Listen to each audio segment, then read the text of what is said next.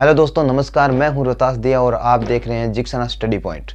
जी हाँ दोस्तों, आज हम बात करने वाले हैं कक्षा 10 के मॉडल पेपर 2024 यानी माध्यमिक शिक्षा बोर्ड ने कक्षा 10 के ब्लूप्रिंट जारी कर दिए हैं।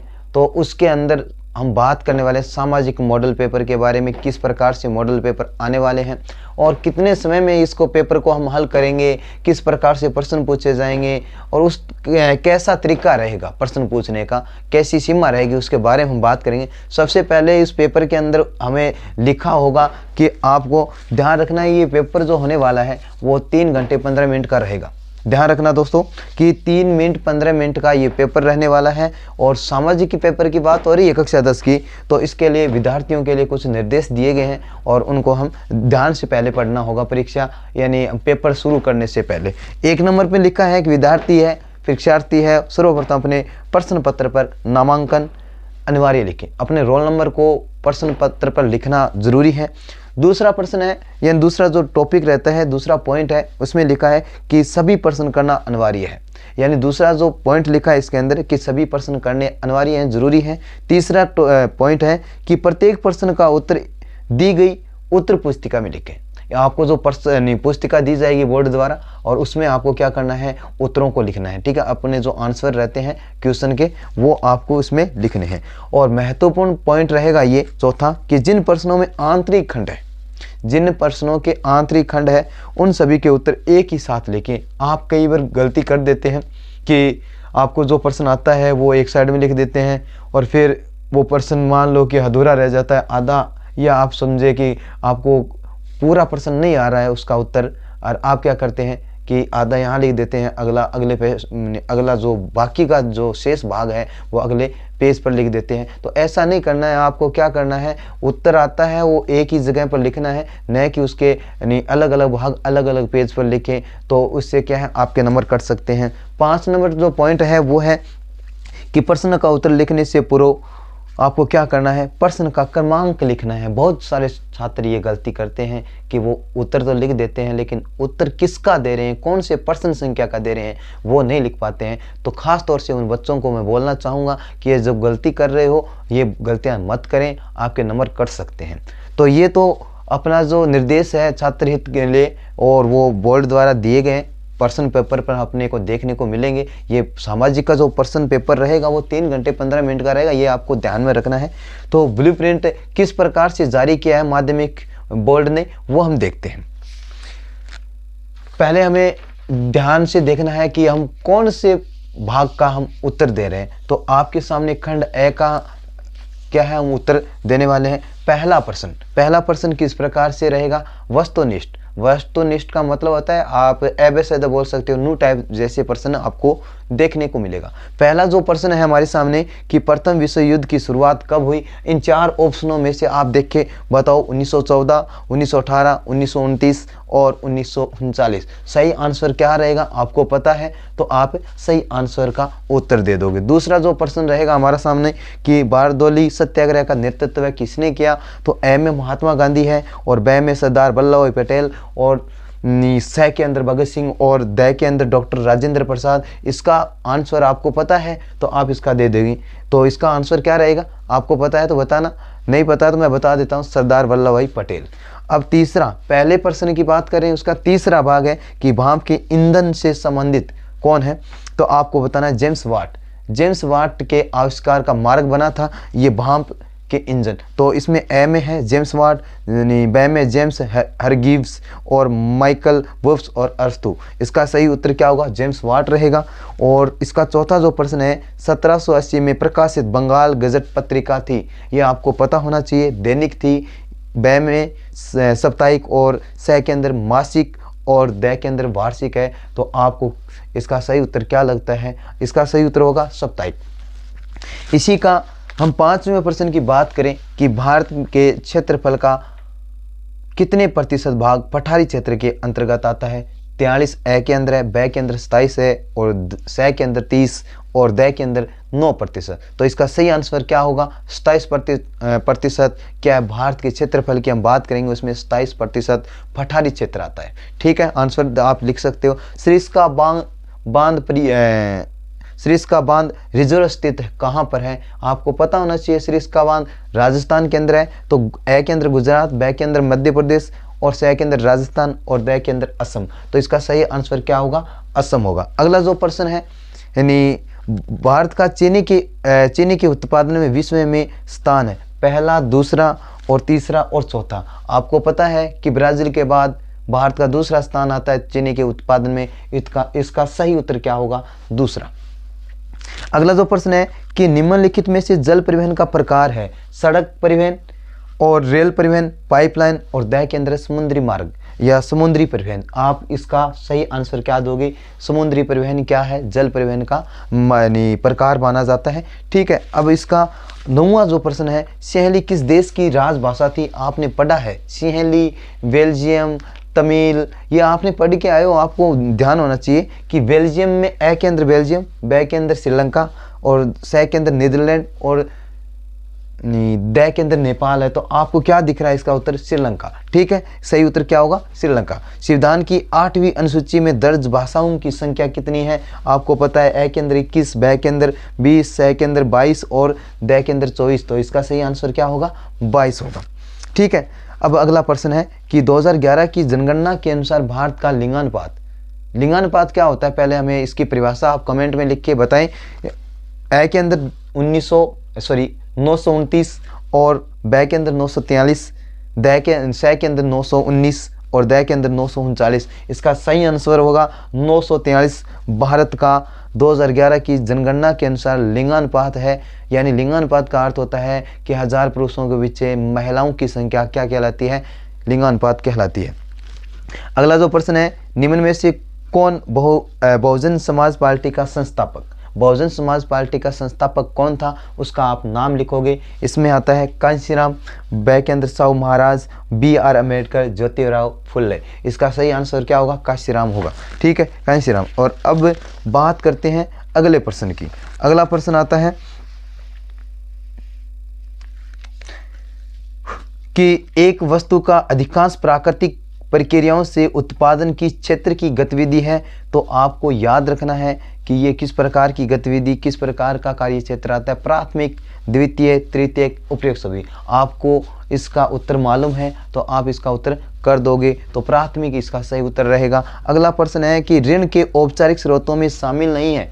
ए के अंदर बैंक है, ब के अंदर साहूकार समितियाँ। ये आपको पता है, बैंक और साहूकार समितियाँ ये औपचारिक ऋण में आती है, औपचारिक स्रोतों के अंदर आती है। लेकिन प्रश्न क्या पूछा है इसमें? प्रश्न ये पूछा है कि औपचारिक स्रोतों में शामिल नहीं है, तो अनौपचारिक क्षेत्र के अंदर कौन सा आता है? साहूकार आता है। इसका सही उत्तर क्या होगा? साहूकार होगा। अगला जो प्रश्न है कि अंतर्राष्ट्रीय व्यापार से संबंधित नियमों को निर्धारित करता है, यानी WTO, UNO, RBI और ये सभी। तो विश्व व्यापार संगठन की बात हो रही है, अंतर्राष्ट्रीय व्यापार, विश्व व्यापार, WTO। इसका सही उत्तर क्या होगा? WTO। अब अपना दूसरा प्रश्न आता है, रिक्त स्थानों की पूर्ति करनी है। क्या करनी है? रिक्त स्थान की जो खाली स्थान है उनका भरना है आपको। पहला प्रश्न है, बम्बई में पहली कपड़ा मिल खालिस्तान में लगी। आपको पता है, आप भर दोगे। यानी 1854 के अंदर बम्बई में पहली कपड़ा मिल लगी थी, ये आपको ध्यान रखना चाहिए। गुलामगिरी पुस्तक के लेखक कौन है? खालिस्तान के अंदर आप क्या भरोगे? गुलामगिरी पुस्तक के लेखक हैं ज्योतिराव फुले। कौन? ज्योतिराव फुले। अगला जो प्रश्न आता है, अगला जो अपना रिक्त स्थान है कि कच्चा तेल गैर खालिस्तान संसाधन है। तो आपको पता है कच्चा तेल गैर नवीकरण है, मतलब अनवीकरण। क्या है? अनवीकरण है। अगला खालिस्तान आता है कि विभिन्न देशों के बीच परस्पर संबंध और तीव्र एकीकरण की प्रक्रिया वैश्वीकरण कहलाती है। खालिस्तान के अंदर क्या आ जाएगा? वैश्वीकरण। अभी इसका अगला आता है कि शिरोमणि अकाली दल का संबंध मुख्यतः पंजाब राज्य से है, यानी पंजाब में इस दल का स्थापना होती है। तो ये इसका खालिस्तान में क्या आएगा? पंजाब आएगा। अभी देखो एक और प्रश्न आया कि शासन प्रणाली में अंतिम शक्ति जनता में निहित होती है। तो आपको पता होना चाहिए कि कौन सी शासन प्रणाली में जो शक्तियां होती है वो जनता में निहित होती है, जनता में समाई हुई होती है, जनता के हाथों में होती है। लोकतंत्र एक ऐसी प्रणाली है वहाँ पर जनता ही क्या करती है? बनाती शक्ति का उपयोग करती है। तो जनता का शासन लोकतंत्र होता है, तो इसके अंदर लोकतंत्र आएगा। अगला, जवाहरलाल नेहरू गर्व से खालिस्तान को आधुनिक भारत का मंदिर कहा। किसको कहा? बांध को भारत का आधुनिक भारत का मंदिर कहा है जवाहरलाल नेहरू ने। ठीक है, अभी तीसरा प्रश्न किस प्रकार से आएगा? अति लघुतरात्मक प्रश्न आएंगे, यानी इसमें हमें ये देखने को मिलेंगे कि निम्न प्रश्नों के उत्तर एक शब्द या एक पंक्ति में देने, ज़्यादा नहीं देने, एक शब्द या एक पंक्ति में आपको उत्तर कंप्लीट करना है। और इसके जितने भी प्रश्नों हैं उनके नंबर आपके सामने दिखाई देंगे कि ये प्रश्न कितने नंबर का है। पहला प्रश्न है, बेगार क्या होता है? बेगार एक ऐसी प्रथा थी कि प्राचीन समय के अंदर लोग क्या करते थे कि लोगों को काम पर रखते थे, लेकिन उसके काम के बदले उनको क्या नहीं देते, यानी वेतन नहीं देते थे, तनख्वाह नहीं देते थे। उसे क्या कहा गया? बेगार। फ्लाई शर्ट क्या है? ये आपको पता होना चाहिए, कपड़ा बुनने की मशीन थी। बहुत डीपली गए हैं, यानी बहुत ही बारीकी से इस प्रश्न को उठाया गया है। और अगला बात करें, स्पेनिंग जेनी का आविष्कार किसने किया था? जेम्स हरग्रीव्स ने किया था। ये आपको होना चाहिए। ये किस प्रकार की है? ये कपड़ा बुनने की या धागा बनाने की मशीन ही होती है।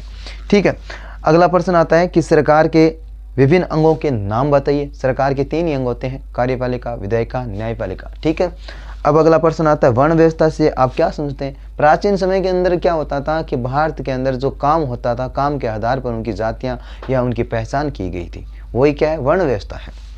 अगला प्रश्न है कि राजनीतिक दलों को मान्यता व चुनाव चिन्ह कौन आवंटित कराता है? ये 1 नंबर का प्रश्न है। आपको पता है, नीति आयोग या चुनाव आयोग, नीति आयोग या चुनाव आयोग ही क्या करते हैं? पार्टियों को चिन्ह देते हैं या उसके मान्यता प्रदान करने का कार्य करते हैं। अब हमारा अगला प्रश्न रहेगा कि सकल घरेलू उत्पाद को परिभाषित कीजिए। आपको पता होना चाहिए जीडीपी होता क्या है? जीडीपी होता है वस्तु की अंतिम मूल्य या मुद्रित मूल्य, जीडीपी होती है। हाँ, अगला प्रश्न कि वे कंपनियां जिनका कारोबार 1 से अधिक देशों में है क्या कहलाती है? बहुराष्ट्रीय कंपनियां। एकदम साफ दिखाई दे रहा है, सरल है, बहुत ही मजेदार क्वेश्चन आ रहे हैं। अगला प्रश्न है कि भारतीय वन्य जीव संरक्षण अधिनियम किस वर्ष लागू हुआ? आपको पता है, आप लिख दोगे, एक ही शब्द में लिखना है। ठीक है, अगला प्रश्न, ध्वनि प्रदूषण से मानव पर क्या प्रभाव पड़े? ध्वनि प्रदूषण से क्या होता है आपको पता है, आप लिख दोगे। अभी देखो, खंड ब, आपने खंड ए लिखना है पहले शुरुआत के अंदर। खंड ए से जितने भी प्रश्न आते हैं खंड ए के अंदर करने हैं। अब आप खंड ए के जितने क्वेश्चन कर लेते हैं, फिर आप आओगे खंड ब के अंदर। खंड ब के अंदर जितने भी क्वेश्चन है आप खंड ब में ही उत्तर दोगे और ए के अंदर नहीं दोगे। ए के प्रश्न है, ब के अंदर नहीं दोगे, तो अन्यथा आपके नंबर कट सकते हैं। तो ये आपको खास तौर से ध्यान रखने हैं यदि आप परीक्षा बोर्ड की दे रहे हैं तो। हाँ देखिए, वैसे सभी में लागू है। देखो, लघुतरात्मक प्रश्न है, इसकी उत्तर सीमा आपको लगभग 50 शब्दों के अंदर देनी है। ठीक है, पहला प्रश्न आता है कि साइमन कमीशन भारत क्यों आया? कारण आपको पता है, आप लिख दोगे। ठीक है, अभी 5 नंबर प्रश्न आता है कि मुद्रण संस्कृति ने भारत में राष्ट्रवाद के विकास में क्या योगदान दिया?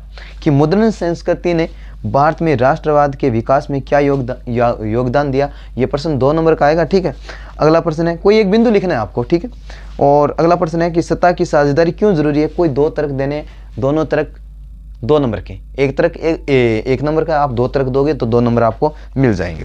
7वां प्रश्न है, किन्हीं 2 प्रावधानों का जिक्र करें जो भारत को धर्मनिरपेक्ष राष्ट्र बनाते हैं। ऐसे 2 तर्क के बारे में आपको बताना है जो भारत को धर्मनिरपेक्ष राष्ट्र बनाता है। तो 2 तर्क देने हैं, दोनों तर्क 2 नंबर के हैं। अगला प्रश्न है कि लोकतंत्र की, यानी 8 नंबर प्रश्न है, देखो कि राजनीतिक दल में सुधार के कोई 2 बिंदुओं का उल्लेख करें। यानी राजनीतिक दल को आपको क्या करना है? सुधार करने हैं। उनके 2 बिंदुओं का आप क्या करोगे? उल्लेख करोगे कम से कम 50 शब्दों के अंदर, तभी आपको 2 नंबर मिल पाएगा। ठीक है, 9वां प्रश्न है कि लोकतंत्र की कोई 2 आर्थिक उपलब्धियां क्या है, उनको बताना है। 2 नंबर का प्रश्न है, आप कर दोगे। अगला प्रश्न आता है, धारणीयता विकास के लिए क्यों महत्वपूर्ण है?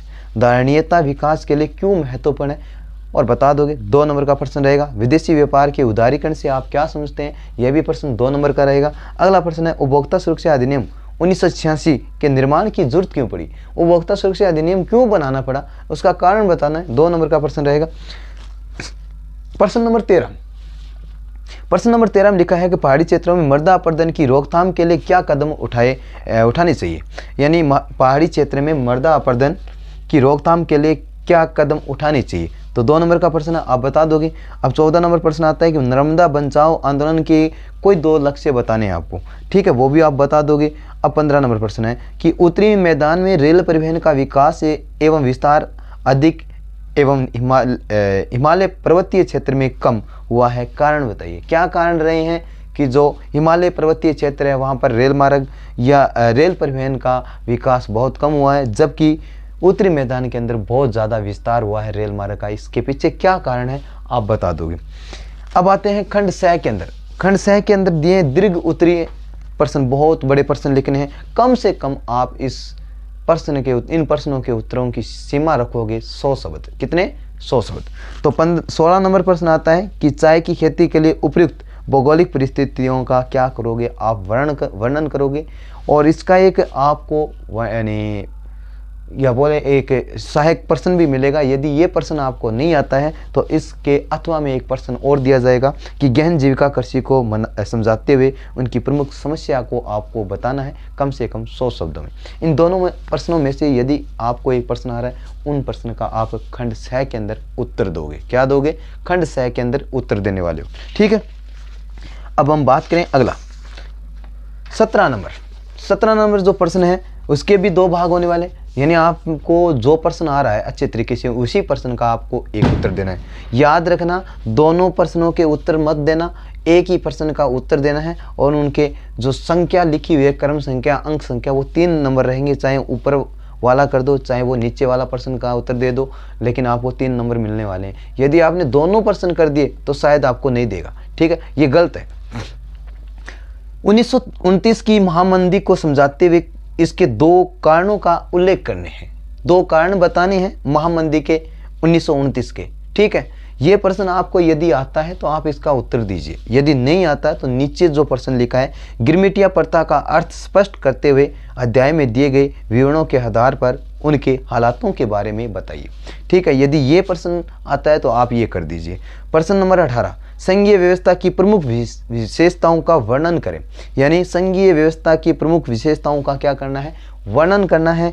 3 नंबर का प्रश्न रहेगा, और इसका भी अथवा में एक प्रश्न और आने वाला है जो 1992 के संविधान संशोधन के पहले और बाद के स्थानीय शासन के महत्वपूर्ण अंतरों को आपको बताना पड़ेगा। ठीक है, ये प्रश्न एक बात ध्यान रखना, प्रश्न जितने भी आएंगे माध्यमिक शिक्षा बोर्ड में वो 2 भाषाओं में लिखे होंगे, एक अंग्रेजी और दूसरा हिंदी। ठीक है, 19वां प्रश्न है बेरोजगारी से क्या अभिप्राय है? बेरोजगारी के 2 प्रकारों का क्या करना है? आपको उल्लेख करना है। यदि ये प्रश्न आपको आते हैं तो आप इस प्रश्न को करना है। यदि नहीं आता है, इसका अथवा में एक प्रश्न और दिया है कि सार्वजनिक क्षेत्र तथा निजी क्षेत्र में अंतर क्या होता है। इन दोनों में से एक प्रश्न को आपको क्या है लिखना पड़ेगा, उत्तर लिखना पड़ेगा।